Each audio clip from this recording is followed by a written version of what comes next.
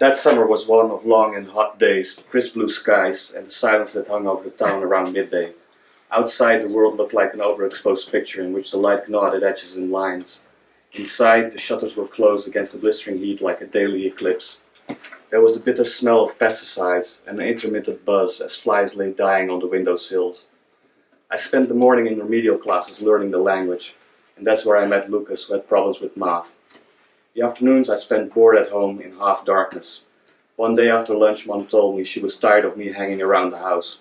I was to become friends with Lucas and whoever he was friends with, and from now on spend the afternoons playing outside.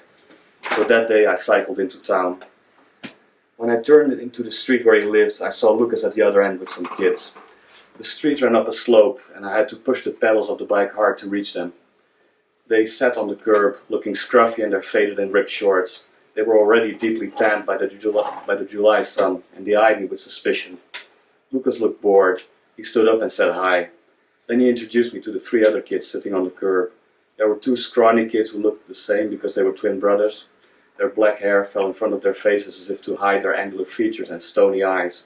They didn't talk much and seemed to have their own world in which they exchanged wordless messages just by looking at each other. There was Victor, who wore a colorful t-shirt with cartoon animals on it. When Lucas pointed at him and said his name, he added that he was a bit precious. It made the twins laugh, and Victor tried to brush it off with a painful grin. Victor had a shiny new bicycle. It was an American-style one with a banana saddle. As we now had two bicycles, Lucas decided we were going to do bike races down the street. Each of us would take a turn on the bike and race against whoever had won the race before. Victor's face took on a pensive expression while Lucas explained how the race was supposed to be arranged. But that would mean, Victor said, that you guys ride my bicycle. Yeah, Lucas said, that's what I'm saying. How else could we do a race? I've never let any one of you ride my bicycle, Victor said. Yeah, Lucas said, that's what's going to be different. Think of it like the communists. Everybody shares what they have.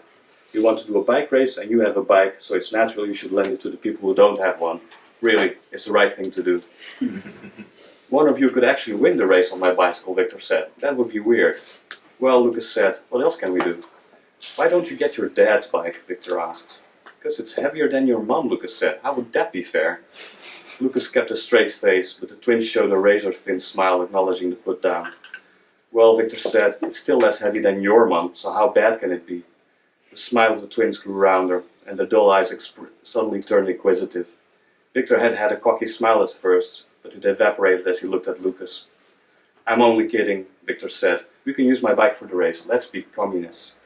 Sure, Lucas said. Let's do that then. The words came out slow and measured. We lined up at the beginning of the street, at the top of the slope. The first time someone took his bike, Victor looked a little worried. It was one of the twins. I'm not going to break it, he said, and winked. It didn't reassure Victor. He watched his bike intently as they hurled down the street, flinching when his bike somehow made an odd swerve in what should have been a straight run to the end of the street. At the bottom, the street made a sharp turn, and continuing forward would have meant driving into a high garden wall.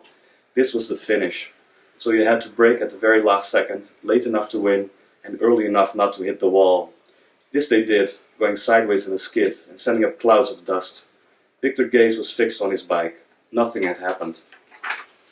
After a few rounds, it was Lucas on my bike against Victor on his own. So let's see what you can do with that bike of yours, Lucas said. Victor's hands were clenched around the grips. He stood on the pedal, which was almost in a full upright position, perfectly balanced for maximum push at start-off. He stood hunched over, most of his weight above the handlebars, gauging the incline.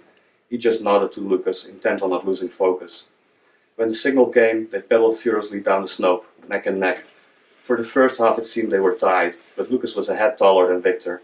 As they were blazing down the street, Lucas seemed to mash the pedals twice as fast, and the difference was starting to show.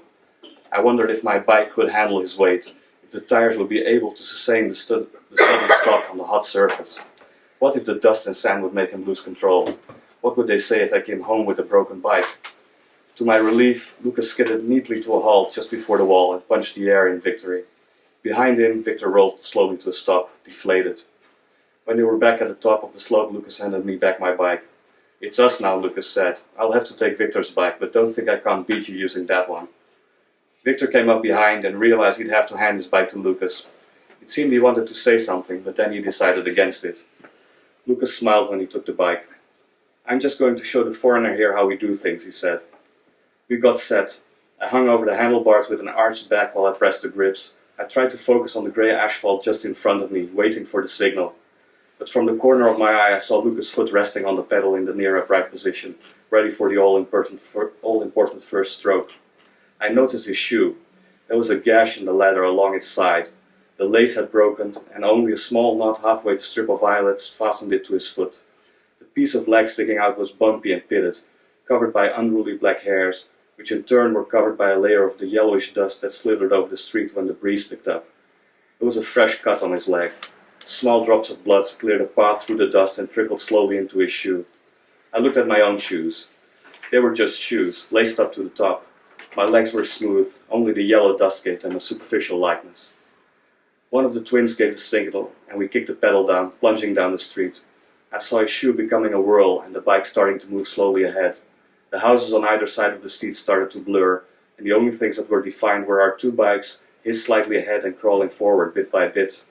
It was like I was glued in place, my lungs struggling, my legs somehow always less capable than his gnarled calves. We were almost at the end. The big greyish surface of the wall was coming our way fast, and very soon there would be a point where fear of crashing would take over and press the brake levers for us. Lucas was at least 2 bike lengths ahead, and I knew I wouldn't be able to steal the race by braking later than him. The thought that he would win only stayed in my mind for a moment because I felt the fear coming up and making its way through my arms. Very soon the brakes would need to be applied. It had to be now or I'd smack straight into the wall. But Lucas wasn't pressing his. I still saw his legs pumping while I let up on the pedals, and my fingers started to arch around the brakes. It needed to happen now. My hand squeezed the levers flat onto the handlebar, sending the bike into an almost horizontal skid that I barely held. I was following how Lucas went straight for the wall. He was getting impossibly close, and there'd be no way to avoid hitting it. He slammed the brakes a yard or two before the grey slab of cement, just enough so he could jump off the bike. He hit the ground running, his arms milling uncontrollably, and smacked against the wall. The bike had just continued straight on and bounced off the wall as if it had been a spring, somersaulting up into the air before it crashed sideways into the street. Victor came running down the slope. "Your brake fails," Lucas said, even before he'd reached us. "Your stupid bike almost killed me." Victor didn't seem to hear. He was checking out his bike. The front wheel was crooked, there were large scrape marks on the side, and the chain guard had cracked. He walked around it, unable to detach his eyes from the damage. "No," Victor said, "no way." It was as if he did not want to look up and see Lucas. "Did you hear me?" Lucas said. "I almost ended up in the wall because of your bike." Victor pressed the brake levers. The brake pads moved, but on the front wheel they only hit one side because the wheel was mangled. "There's nothing wrong with the brakes," Victor eventually said. "They're working." "I'm telling you they didn't brake hard enough," Lucas said. "Just look what happened." Victor was red in the face. I wondered if he was going to point out the obvious, that Lucas had started braking too late. "Ask him," Lucas said, pointing to me. "You saw me brake like crazy, didn't you? You saw how I tried to stop it and it didn't work." Lucas sounded almost indignant. I didn't know what to say. I was thinking how school wouldn't be starting in a very long time and that I was supposed to be friends with these kids in the dusty street for the rest of the summer. And while I was thinking if I really had a choice, Lucas jumped in. "He agrees," Lucas said. "He knows it was like that, and he's not even from here." I stood there silently while they went back and forth, Lucas blaming Victor's bike and Victor getting increasingly red in the face as he pressed the brakes to show that there was no failure. Eventually Victor got tired of being rebuffed. He picked up the bike and carried it up the slope by the handlebars, lifting the crooked front wheel as he walked home. I could only see his back, but judging by the elated gestures of the twins sitting at the top of the slope, I was almost sure he was crying. That's it.